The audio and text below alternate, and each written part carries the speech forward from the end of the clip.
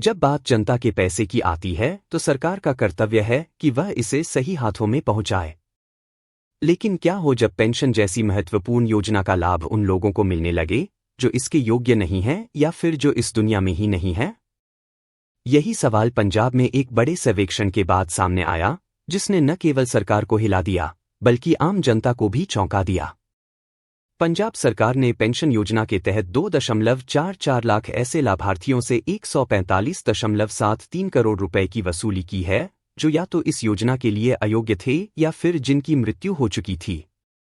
यह वसूली एक बड़े सर्वे के बाद की गई है जिसने सरकार को उन लोगों की पहचान करने में मदद की जो लाभ ले रहे थे मगर इस योजना के लिए योग्य नहीं थे।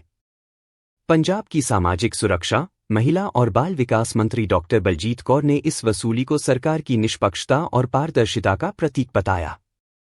उन्होंने जोर देकर कहा कि सरकार यह सुनिश्चित करने के लिए प्रतिबद्ध है कि पेंशन योजना का लाभ केवल उन्हीं लोगों को मिले जो इसके वास्तविक हकदार हैं। पंजाब सरकार ने इस वित्त वर्ष 2024 से 25 में पेंशन योजना के तहत 33.58 लाख लाभार्थियों को कुल 2,505.52 करोड़ रुपए वितरित किए हैं। इस योजना के तहत बुजुर्गों, विधवाओं, आश्रित बच्चों और दिव्यांगों को प्रति माह 1,500 रुपए की पेंशन दी जाती है। पिछले वर्षों में हुई वसूली। सर्वे रिपोर्ट से पता चला कि वित्त वर्ष 2022 से 23 के दौरान लगभग 1.23 लाख लाभार्थियों के नाम पर पेंशन जारी की गई थी जो या तो अयोग्य थे या फिर जिनकी मृत्यु हो चुकी थी।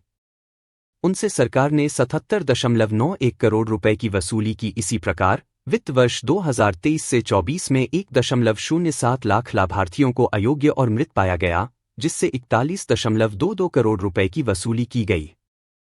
जबकि 2024 से 25 में जुलाई 2024 तक 14,160 लाभार्थियों से 26.59 करोड़ रुपए की वसूली की गई है। सरकार का कड़ा रुख। यह सर्वे और वसूली केवल एक आंकड़ा नहीं है, बल्कि यह सरकार की पारदर्शिता के प्रति प्रतिबद्धता का संकेत है। सरकार इस पर कड़ा रुख अपनाए हुए है। पेंशन योजना जैसी योजनाएं बुजुर्गों, विधवाओं, आश्रित बच्चों और विकलांगों के जीवन में महत्वपूर्ण भूमिका निभाती है। इसलिए यह सुनिश्चित करना जरूरी है कि इसका लाभ सही लोगों तक पहुंचे। पंजाब सरकार द्वारा पेंशन योजना के तहत की गई इस कार्रवाई से न केवल पेंशन योजना के वास्तविक लाभार्थियों को न्याय मिलेगा, बल्कि अन्य राज्यों के लिए भी एक उदाहरण प्रस्तुत होगा कि किस प्रकार ऐसी योजनाओं में अनियमितताओं को रोकने के लिए सख्त कदम उठाए जा सकते हैं।